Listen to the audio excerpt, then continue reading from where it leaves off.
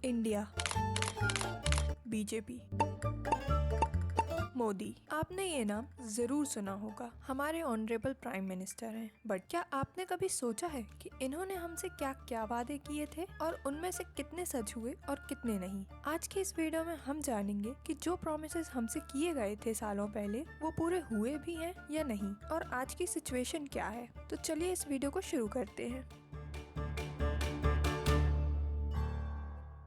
तो उनका सबसे पहला वादा था $5 ट्रिलियन इकोनॉमी। 2019-20 के अराउंड मोदी जी ने मल्टीपल स्पीचेस में एक ही क्लियर लाइन रिपीट की, इंडिया को मिड-20s में यानी 2025-26 तक $5 ट्रिलियन इकोनॉमी बनाना है। आने वाले 5 साल में हम $5 ट्रिलियन इकोनॉमी बन सकते हैं। उस टाइम कॉन्फिडेंस इतना स्ट्रॉन्ग था कि लग रहा था बस थोड़ा सा पुश और टारगेट क्रॉस। लेकिन 2021 में कोविड के बाद भी मोदी जी ने बोला कि इंडिया सिर्फ रिकवर नहीं करेगा बल्कि ज्यादा स्ट्रॉन्ग बन के निकलेगा। ग्रोथ फास्ट होगी, रिफॉर्म्स चल रहे हैं, ये नैरेटिव थे। अब जब 2025-26 के पास खड़े हैं, पिक्चर्स थोड़ी रियलिस्टिक हो गई। इंडिया की इकोनॉमी ने सॉलिड ग्रोथ दिखाई, वर्ल्ड रैंकिंग भी इम्प्रूव हुई, पर ऑफिशियली $5 ट्रिलियन मार्क अभी तक टच नहीं हुआ है। इसका मतलब ये नहीं है कि प्लान फ्लॉप हो गया, बस ये समझना जरूरी है कि टाइमलाइंस ज्यादा ऑप्टिमिस्टिक थी।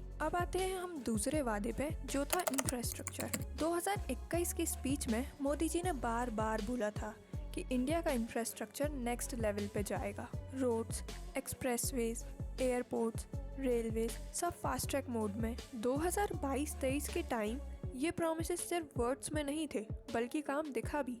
एक्सप्रेसवेज ओपन हुए, मेट्रो सिटी एक्सपेंड हुई, एयरपोर्ट्स मॉडर्न हुए और हाईवे का नेटवर्क विजिबली बेटर हुआ। आज जब 2025-26 के पास है तो इंफ्रास्ट्रक्चर का इम्पैक्ट क्लियरली दिख रहा है, स्पेशली शहरों में, पर एक ग्राउंड रियलिटी साथ में चल रही है। ये डेवलपमेंट हर जगह इक्वल नहीं है, काफ़ी रूरल एरियाज में वही पुरानी प्रॉब्लम्स फेस करनी पड़ रही हैं।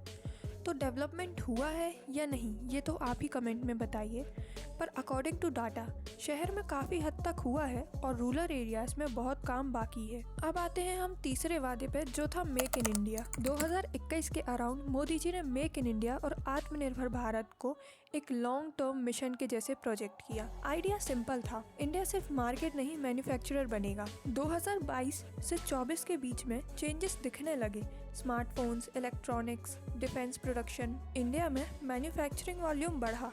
पर 2026 के पास आते आते एक क्लियर पिक्चर सामने आती है। इंडिया का मैन्युफैक्चरिंग सेक्टर ग्रो हुआ है, पर हाई एंड टेक्नोलॉजी और क्रिटिकल कंपनीज में अभी भी इम्पोर्ट डिपेंडेंसी काफ़ी ज़्यादा है।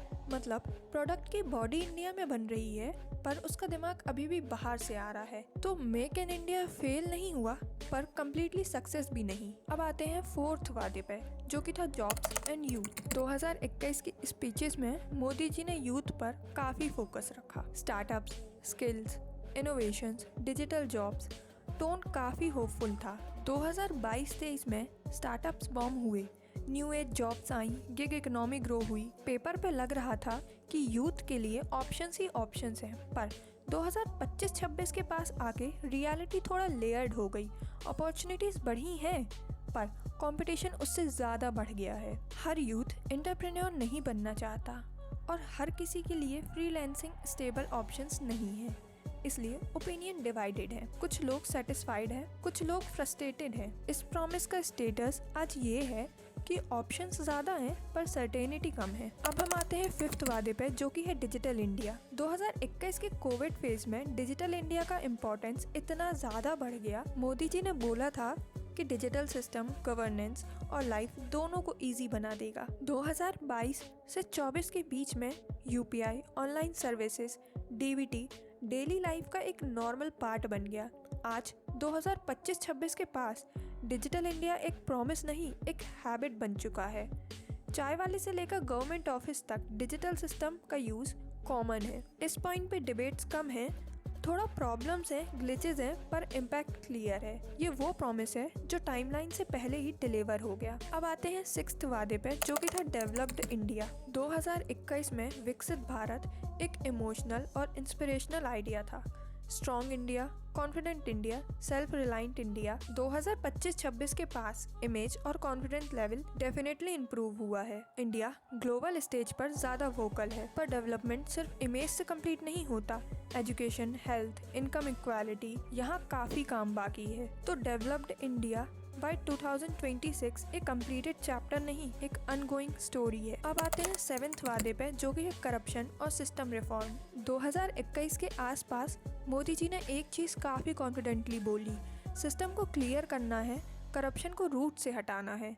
ना खाऊंगा ना खाने दूंगा, ये सिर्फ स्लोगन नहीं, एक इमेज बन चुकी थी। Digital governance, DBT, online portals, ये सब इसलिए लाए गए थे ताकि बीच के दलाल और लीकेजेस कम हो। 2022-23 के बीच में काफ़ी स्कीम्स में ट्रांसपेरेंसी बढ़ी, ये बात मानना पड़ेगा।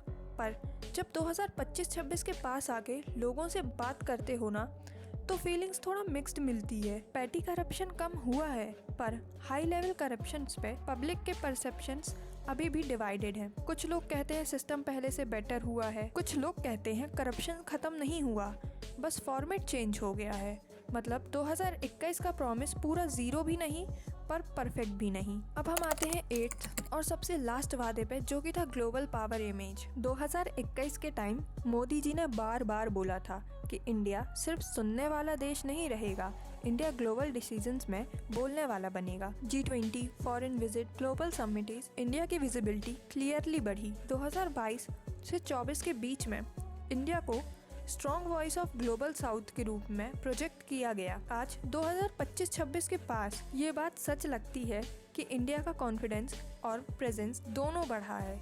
वर्ल्ड स्टेज पे अब इंडिया इग्नोर नहीं होता, पर एक प्रैक्टिकल रियलिटी भी है। ग्लोबल पावर बनना सिर्फ स्पीचेस और डिप्लोमेसी से नहीं होता। Economical strength, military capabilities, technology, leadership, ये सब इक्वली मैटर करता है। इंडिया ने इमेज और कॉन्फिडेंस गेन किया है, पर चाइना या यूएस जैसे पावर स्टेटस अभी भी फ्यूचर गोल है। तो 2021 का प्रॉमिस प्रैक्टिकली डिलीवर हुआ। अब इंडिया ज्यादा रिस्पेक्टेड और विजिबल है, पर सुपर पावर टैग अभी भी अंडर कंस्ट्रक्शन है। तो दोस्तों, ये थी 2026 की ग्राउंड रियलिटी। अगर एक लाइन में कहें तो डायरेक्शन सही है, पर मंजिल अभी थोड़ा दूर है। कुछ वादे पूरे हुए हैं और कुछ सिर्फ हेडलाइंस बन के रह गए, और कुछ पर काम चल रहा है। इंडिया बदल रहा है, स्पीड तेज है, पर क्या ये बदलाव आपकी लाइफ में दिख रहा है? क्योंकि असली रिपोर्ट कार्ड न्यूज चैनल पर नहीं, आम आदमी की जेब और लाइफ क्वालिटी पे बनता है। आपके हिसाब से इन 8 पॉइंट्स में सबसे बड़ा सक्सेस और सबसे बड़ा फेलियर कौन सा रहा? कमेंट सेक्शन खुला है, अपनी राय जरूर लिखें। वीडियो इन्फॉर्मेटिव लगा हो तो लाइक करें